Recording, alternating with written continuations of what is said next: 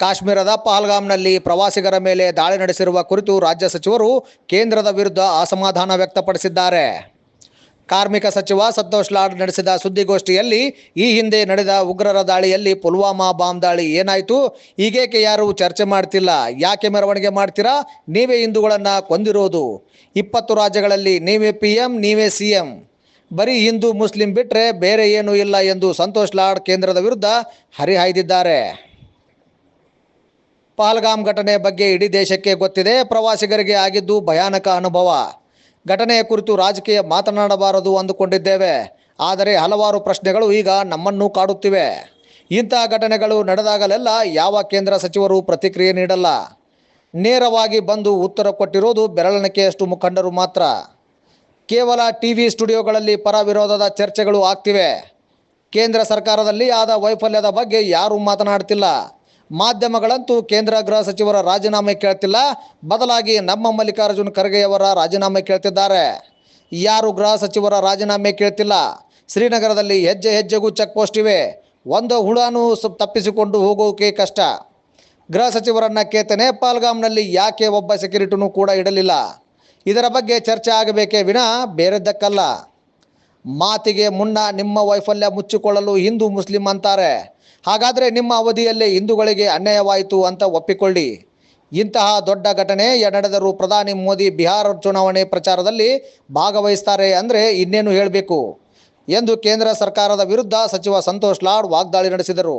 ಗಂಭೀರವಾಗಿ ಆರೋಪಿಸಿರುವ ಸಂತೋಷ್ ಲಾಡ್, ಕೇಂದ್ರ ಸರ್ಕಾರದ ಭದ್ರತಾ ವೈಫಲ್ಯವೇ ಕಾರಣ. ಆದರೆ ಯಾವ ಮಾಧ್ಯಮಗಳು ಕೂಡ ಕೇಂದ್ರ ಸರ್ಕಾರ ಲ್ಯಾಪ್ಸ್ ಅಂತ ಹೇಳ್ತಿದ್ದಾರಾ? ಇಲ್ಲ. ಇವರೇ ಆರ್ಟಿಕಲ್ 370 ಮಾಡಿದ್ರು, ಎಲ್ಲ ನಮ್ಮ ಕಂಟ್ರೋಲ್ನಲ್ಲೇ ಇದೆ ಎಂದರು.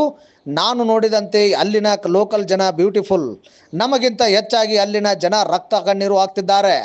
ಅಲ್ಲಿ ಹೇಗೆ ಬಂದೂಕು ಬಂತು, ಅವರು ಹೇಗೆ ಬಂದರು, ಅದರ ಬಗ್ಗೆ ಚರ್ಚೆ ಮಾಡ್ತಿಲ್ಲ ಯಾಕೆ ಎಂದು ಕೇಂದ್ರದ ವಿರುದ್ಧ ಗುಡುಗಿದ್ದಾರೆ. ಈ ಘಟನೆ ಬಗ್ಗೆ ನಾನು ಸಾಕಷ್ಟು ಸಲ ಮಾತನಾಡಿದ್ದೇನೆ ಕೂಡ, ಹಲವಾರು ಸಲ ಪ್ರಶ್ನೆನೂ ಕೇಳಿದ್ದೀರಿ. ಇಲ್ಲಿ ಅಲ್ಲಾಗಿರ್ತಕ್ಕಂಥ ಘಟನೆ ಇಡೀ ದೇಶಕ್ಕೆ ಗುರುತಿದೆ. ಏನು ಅಲ್ಲಿ ಟೂರಿಸ್ಟಿಗೆ ಆಗಿರ್ತಕ್ಕಂಥ ಈ ಒಂದು ಭಯಾನಕ ಹಾರಿಫಿಕ್ ಇನ್ಸಿಡೆಂಟ್ ಏನಿದೆ, ನಾನಂತೂ ಅಲ್ಲಿ ಸ್ಪಾಟ್ನಲ್ಲಿ ಇರಲಿಲ್ಲ. ನಾನು ಹೋದ ನಂತರ ಎಲ್ಲ ಆಗಿರ್ತಕ್ಕಂಥದ್ದು ಏನಿದೆ ಮಾಧ್ಯಮ ಮುಖಾಂತರ ನಾನು ಕೂಡ ಅಲ್ಲಿ ಹೋಗಿ ನೇರವಾಗಿ ಮಾತನಾಡಿ ಆ ಎಕ್ಸ್ಪೀರಿಯೆನ್ಸ್ನ ಶೇರ್ ಮಾಡಿದ್ದೀನಿ ಹೊರತು ಅದಕ್ಕಿಂತ ಜಾಸ್ತಿ ನನ್ನಲ್ಲಿ ಏನು ಮಾಹಿತಿ ಇಲ್ಲ. ಸೊ ಆಲ್ರೆಡಿ ನಾನು ಸಾಕಷ್ಟು ಸಲ ಮಾಹಿತಿಗಳನ್ನ ಕೊಟ್ಟಿದ್ದೀನಿ. ಆದರೆ ನಾನು ಅವತ್ತು ರಿಸ್ಟ್ರೈನ್ ಮಾಡ್ಕೊಂಡೆ, ರಾಜಕೀಯವಾಗಿ ಮಾತಾಡ್ತಕ್ಕಂಥ ವಿಷಯ ಅಲ್ಲ ಅಂಥೇಳಿ. ಆದರೆ ಕೆಲವಾರು ಪ್ರಶ್ನೆಗಳು ನಮ್ಮನ್ನು ಕೂಡ ಕಾಡ್ತಾನೆ ಇದ್ದಾವೆ, ಜನರು ಕೇಳ್ತಾ ಇದ್ದಾರೆ. ಏನು ಈ ಇನ್ಸಿಡೆಂಟ್ ಆದ ತಕ್ಷಣವೇ ಈ ಥರ ಸಂದರ್ಭದಲ್ಲಿ ಭಾಳಷ್ಟು ಇನ್ಸಿಡೆಂಟ್ಸ್ಗಳಾಗಿದ್ದಾವೆ. ಕೇಂದ್ರ ಸರ್ಕಾರದ ಯಾವುದೇ ಒಬ್ಬ ಸಚಿವರು ಬಂದು ಇದ್ರ ಬಗ್ಗೆ ಉತ್ತರ ಕೊಡೋದಿಲ್ಲ. ನೀವು ಅಬ್ಸರ್ವ್ ಮಾಡಿರಿ, the narrations builds in the studio only. ಯಾವುದೇ ಅಂತ ಇನ್ಸಿಡೆಂಟ್ಸ್ಗಳು ಕಳೆದ 2014ರಿಂದ 2025ನೇ ಇಸ್ವಿಗೆ ಬಂದಿದ್ವಿ.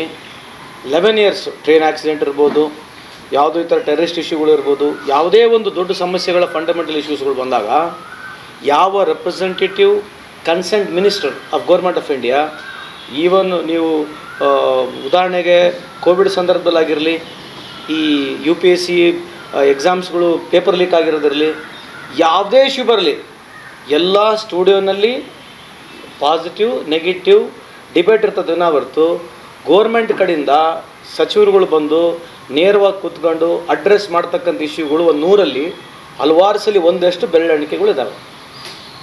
ಸೊ ಈ ದೇಶದ ವ್ಯವಸ್ಥೆಯಲ್ಲಿ ನಾನು BJPಯವರು ಕೂಡ ಕೇಳಲಿಕ್ಕೆ ಇಚ್ಛೆ ಬಯಸ್ತೀನಿ. ನಾವೇನು ರಾಜಕೀಯವಾಗಿ ಯಾರು ಶಾಶ್ವತ ಉಳಿಯೋದಿಲ್ಲ. ಈ ದೇಶನ ಪರಿವಾಗಿ ಉಳಿತಕ್ಕಂಥ this country is bigger than everybody. It's bigger than all political party, it's bigger than every leader on this whole earth.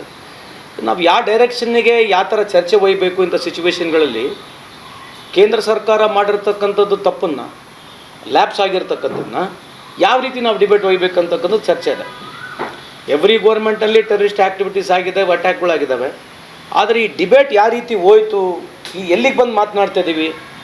ಯಾರೂ ಕೇಂದ್ರ ಸರ್ಕಾರ ವಿರುದ್ಧವಾಗಿ ಒಬ್ಬರು ಹೋಮ್ ಮಿನಿಸ್ಟರ್ಗೆ ರಿಸರ್ವೇಷನ್ ಕೇಳ್ತಲ್ಲ, ಮೀಡಿಯಾದವರಂತೂ ಕೇಳ್ತಾ ಇಲ್ಲ. ಮಲ್ಲಿಕಾರ್ಜುನ್ ಖರ್ಗೆ ಸಾಹೇಬರು ಕೇಳ್ತಾ ಇದ್ದಾರೆ.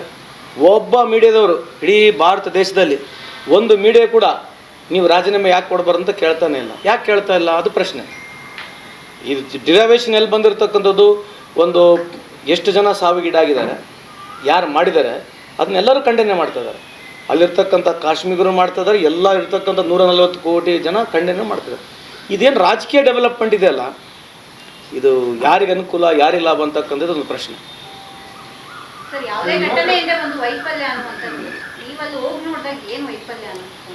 ಅಲ್ಲಿ ಶ್ರೀನಗರನ ನಾನು ಹೋದರೆ ಹೆಜ್ಜೆ ಹೆಜ್ಜೆಗೂ ಚೆಕ್ ಪೋಸ್ಟ್ಗಳಿದಾವೆ.